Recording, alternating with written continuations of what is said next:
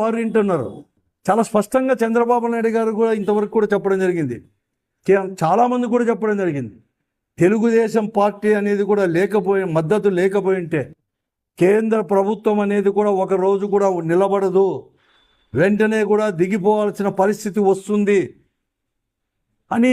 ఈ పరిస్థితులు ఈ దేశంలో ఉంటే, వారికి కావలసిన సొంత పనులతో కూడా సహా ఇవన్నీ కూడా జరుగుతూ ఉంటే, ఎందుకు ఇంత ముఖ్యమైనది ఈ వెనుకబడిన ప్రాంతానికి సంబంధించింది కొన్ని లక్షల కుటుంబాల యొక్క జీవితాలతో ఆధారపడిన ఈ సంస్థకు ఎందుకు చేయలేదని మాకు అర్థం కాలేదు. అందుకోసమే ఏప్రిల్ చేశాం.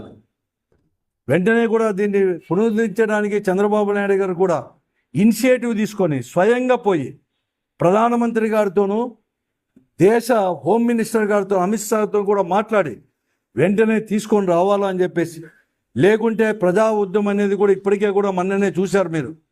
దళిత సంఘాలు కావచ్చు, లేకుంటే ప్రజా సంఘాల ఆధ్వర్యంలోనే అంతమంది పెద్ద ఎత్తున వచ్చేస్తారు, లేకుంటే వైఎస్ఆర్ కాంగ్రెస్ పార్టీ కూడా డైరెక్ట్గా భాగస్వామ్యం